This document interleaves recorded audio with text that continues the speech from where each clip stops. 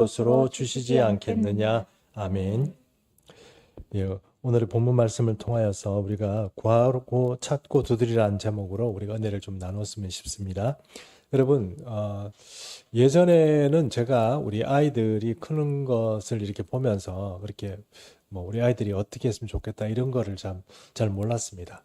근데 이제 우리 시원이를 군대 보내면서 이제 머리를 이렇게 깎았거든요.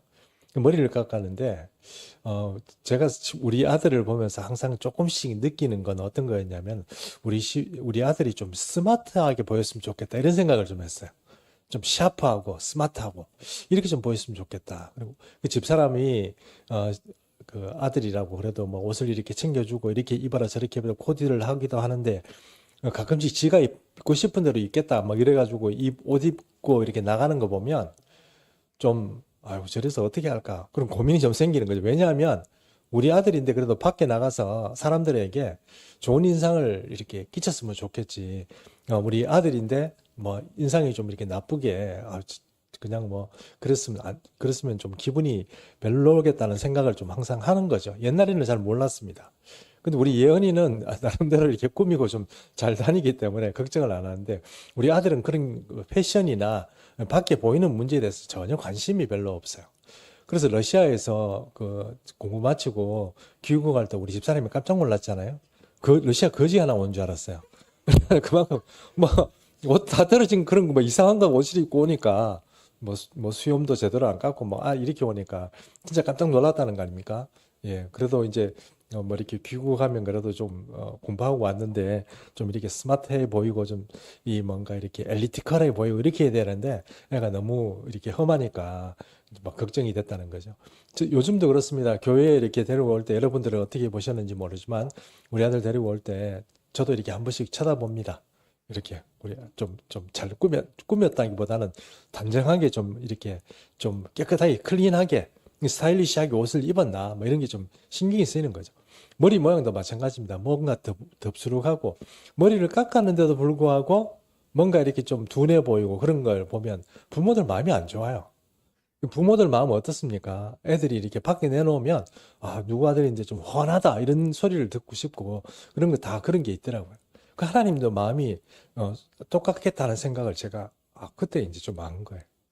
그 우리 아들이 머리를 깎았는데 이제 군대 보내려고 머리를 깎고 나니까 여러분 머리 길 때보다 훨씬 나은 거예요. 우리 아들 스타일을 찾았다 이렇게 된 거죠.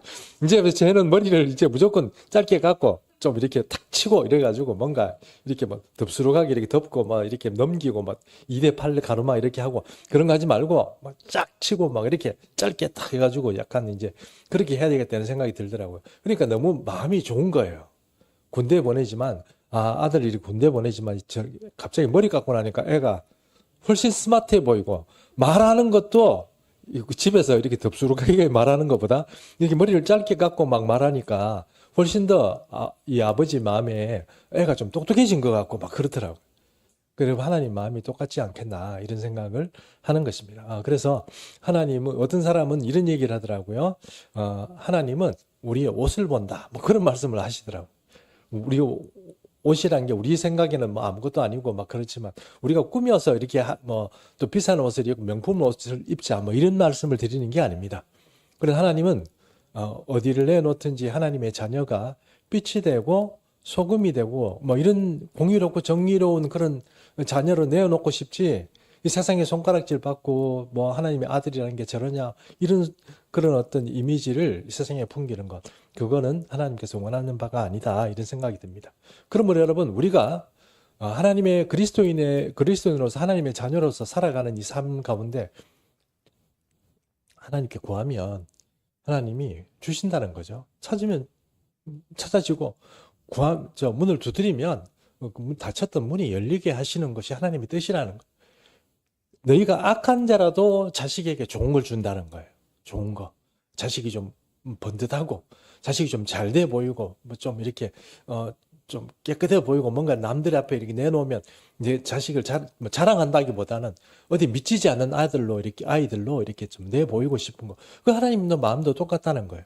그런데 우리가 그런 삶을 위해서 이 세상에서 고난하고 고당 고생스럽고 힘들고 괴로운 인생 살아가면서 그거 다 뭐 짊어지는 게 우리 짐인 줄 그렇게 생각하는데 절대 그런 게 아니거든요. 그렇게 우리가 짐이 아닙니다. 그건 주님이 다 십자가에 지신 거예요. 그러므로 우리는 주님 앞에 구하고 찾고 두드려서 그런 문제들을 해결하는 것이 바로 어쩌면 우리의 사명일 수도 있다는 거예요. 그러므로 지혜로운 그리스도인이라면 세상이 우리를 핍박하고 우리를 바른 대로 밟히는 게 절대로 아닙니다.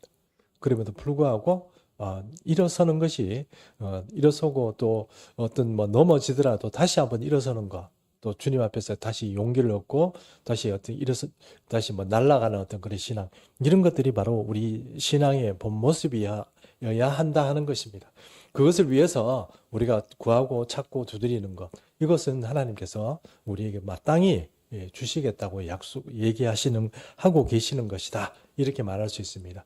이런 비슷한 본문이 누가복음에도 있고 또 요한복음에는 또 이런 말씀과는 좀 다른 말씀이지만 요한복음은 철저하게 하나님의 아들이 우리에게 주시는 그런 어떤 혜택과 은혜들을 분명하게 말씀하고 있습니다. 자칫 잘못 읽으면 우리는 신학적인 어떤 기조에 빠져가지고 또 신학적인 어떤 그런 어떤 교만에 빠져가지고 우리는 뭐 이렇게 마땅히 이렇게 좀 뭐라고 할까요? 좀 세상의 고난이나 이런 것들을 좀 이렇게 뭐 견디고 나가는 것이 뭐 그렇더라도 우리 흔들리지 않는 것이 우리의 어떤 신앙인 것처럼 그렇게 가르치는 분이 계신데 여러분 그거는 조금 신앙적으로 교만한 겁니다. 분명히 말씀드리지만 우리는 우리의 마음 하나도 사실은 잘 컨트롤이 안 되는 사람들이라고 말할 수 있습니다. 263장에 2절 가사에 나오는 것처럼 내 마음이 늘 돌같이 이렇게 이제 굳어요. 근데 이 굳은 마음을 주의 성령의 은혜 가운데서 우리를 이렇게 계속 깎아줘야지 이 굳은 대로 가지고 그것이 내 신앙인 줄 알면 종교인 되는 겁니다. 종교인 되는 거거든요. 그러므로 항상 우리는 누구로부터 은혜를 공급받아야 되느냐. 내가 잘하고 내가 힘쓰고 이런 것보다 하나님이 주시는 것을 받는 게 제일 중요하다는 것입니다. 오늘의 시대에는 특별히 창의력 그리고 하나님으로부터는 원천적인 어떤 은혜들 이런 것들이 더 부가가치가 높은 시대가 됐습니다. 세상이 지금 천재적인 어떤 과학자들이나 어떤 사람들에 의해 가지고 세상이 급변하고 있습니다. 이런 급변하는 세상에서 우리가 우리의 작은 어떤 그런 능력으로 이겨낼 수 있느냐? 미안하지만 그건 좀 힘들 것 같습니다. 그럼 어떻게 해야 됩니까? 우리는 성령의 파도를 타야 됩니다. 성령의 은혜를 따라가야 되는 거죠. 그 성령을 붙잡지 못하면 여러분 힘들어지는 거죠. 그러므로 여러분 이 세상에서 우리가 성령의 은혜를 우리가 끌고 와가지고 뭘 하자. 이거는 제 생각에는 좀 잘못된 신학적이라고 얘기할 수 있고요. 하나님의 성령이 어디로 가느냐에 따라서 우리가 그것을 쫓아야 되는 거죠. 따라가야 되는 겁니다. 세상에는 파도가 있다 그러면 세상에 여러 가지 어떤 파도가 있잖아요. 그 파도를 잘 타는 사람은 나름대로 세상살이를 잘 하잖아요. 영적인 사람은 어떻게 해야 됩니까? 영적인 사람은 뭐 그런 걸 잘 탄다 이런 것보다는 성령의 파도를 잘 타는 거예요. 성령의 웨이브를 잘 타는 거예요. 성령이 높아가면 거기로 높아지고 낮으면 또 낮아지는 대로 이렇게 성령의 웨이브를 잘 따라가는 성령의 파도를 잘 타는 사람이 바로 이 종말의 시대에 세상을 이기는 사람이다. 이렇게 말할 수 있다는 것입니다. 오늘의 본문이 말하고 있는 것처럼 우리가 구하는 것이 무엇인지 명확해야 됩니다. 우리가 세상의 야망을 쫓아가는 건 아니잖아요. 어디 세상을 야망을 쫓아가고 목회자로 말하면 목회적인 어떤 야망을 이루려고 하는 건 아니잖아요. 그런 건 절대 아닙니다. 또 여기 무엇을 찾으라고 그랬는데 찾는 것도 마찬가지입니다. 어떤 길을 좀 찾는 거, 그거는 길이 보이지 않을 때 주님 앞에 나가서 이렇게 우리가 기도해야 되지 않겠습니까? 또 문을 두드리라고 그랬는데 문이 닫혔다고 해서 실망하지 말고 하나님 앞에 이제 끝났구나 이렇게 하지 말고 기도하고 그렇게 하면 주님께서 또 길을 열시지 않겠느냐 하는 것입니다. 문이 닫혔더라도 문이 열리는 것, 그것이 이 하나님의 자녀가 누릴 수 있는 혜택이다 이렇게 말할 수 있다는 것입니다. 지금 문이 닫혀 있다고 지금 보이지 않는다고 해서 우리가 실망할 이유는 없다고 생각하는 것입니다. 찬송가 263장만 되면 제가 늘 간증하는 간증이 하나 있습니다. 그 이야기를 여러분 많이 들으셨겠지만 오늘 한 번 더 우리가 좀 은혜를 나누기 위해서 제가 그 간증 다시 한번 여러분과 한번 나누고 우리 기도했으면 좋겠습니다. 예전에 제가 신학교에 들어가기 전에 어, 그 어떤 교회에 가서 기도를 했습니다. 기도를 하고 있는데 새벽 기도를 보니까 한 50명 정도 나와 있더라고요. 그래서 그 교회를 이렇게 앉아서 기도를 하고 있는데 제가 하나님께 이렇게 질문했습니다. 하나님, 내가 앞으로 목회자가 될 텐데 이 목회자가 어떻게 하면 좋은 목사가 되고 주님이 쓰시는 그런 목사가 됩니까? 이렇게 한번 질문을 한 거예요. 하나님께 새벽에. 질문했는데 근데 그 끝에 제가 말을 잘못했어요. 뭐라고 말했냐면 하나님, 만약에 내가 오늘 이 새벽 기도 때 그 주님께서 내게 응답해 주지 않으면 내가 집에 가지 않겠습니다. 이렇게 얘기해 버린 거예요. 그 하나님이 응답 안 해주면 집 못 가는 거잖아요, 새벽에. 그 말을 잘못한 거죠. 그리고 기도를 해놓고 나니까 아차, 내가 기도를 잘못했네 이러고 그래도 앉아 있었습니다. 그래도 어떻게 말씀하시나 싶어서 기다리고 있었습니다. 사람들이 하나 둘씩 돌아가는데 이제 49명이 돌아갔어요. 마지막 한 명이 딱 남아있는데 그 마지막 한 명이 남아있는 여자분이어도 권사님이었던 것 같아요. 찬송가를 혼자서 부르는 거예요. 내하고 둘이 있는데 나는 지금 하나님께서 내게 뭐라고 말씀하시나 하는 그걸 기다리고 있었어요. 혼자 기도도 안 하고 뭐 어떻게 하나 이러고 계속 이렇게 쭉 막 말씀해 주세요. 뭐 응답해 주세요. 이러고 막 이러고 있는데 그 권사님이 찬양을 부르는 거예요. 이 세상 험하고 나 비록 약하나 늘 기도 힘쓰면 큰 권능 얻겠네. 이러고 말하고 또 방언으로 기도를 막 하시더라고. 그래서 제가 이렇게 속으로 생각했습니다. 둘이밖에 없는데 저렇게 소리를 내가 찬양을 부르면 어떻게 한단 말인가. 노래를 잘하시는 분도 아닌데 뭐 이렇게 생각을 하고 있었어요. 조금 있으니까 그분이 또 찬송을 이 세상 험하고 나 비록 약하나 늘 기도 힘쓰면 큰 권능 얻겠네. 찬양을 여기까지만 또 하는 거예요.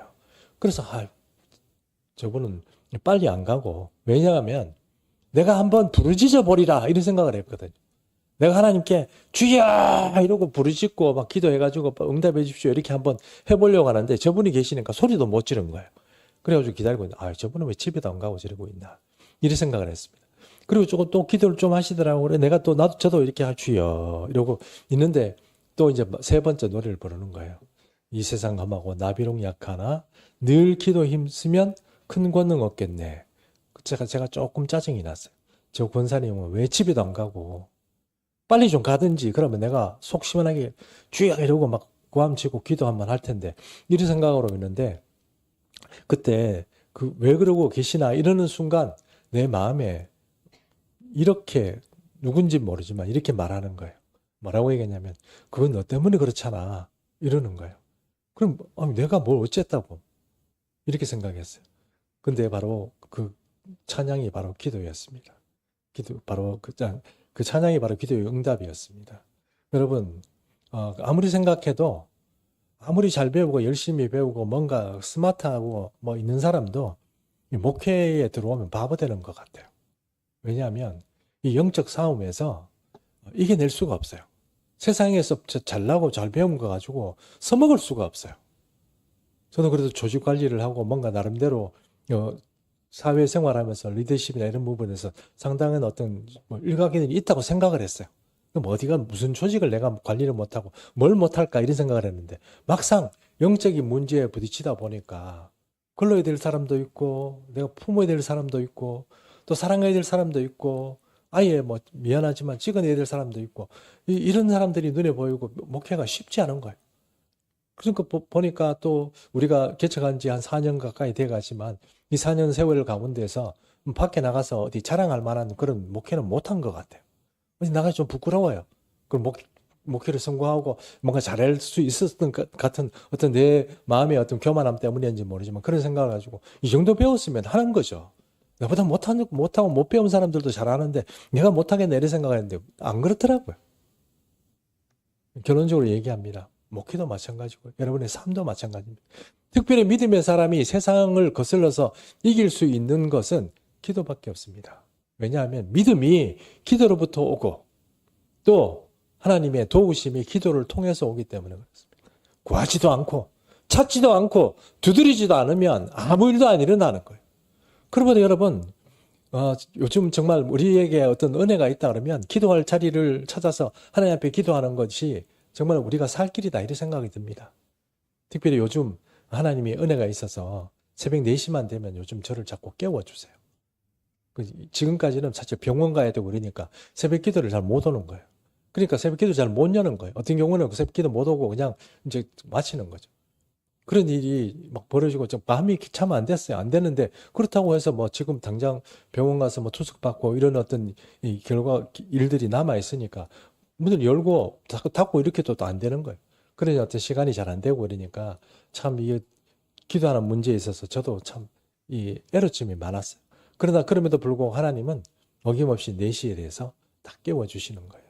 다 깨워주시면 뭐 말씀을 읽든가 어떻게 하든가 오늘은 새벽에 나와서 여기서 기도하다가 한 8시, 9시, 8시 조금 넘어가지고 집에 가고 이랬습니다만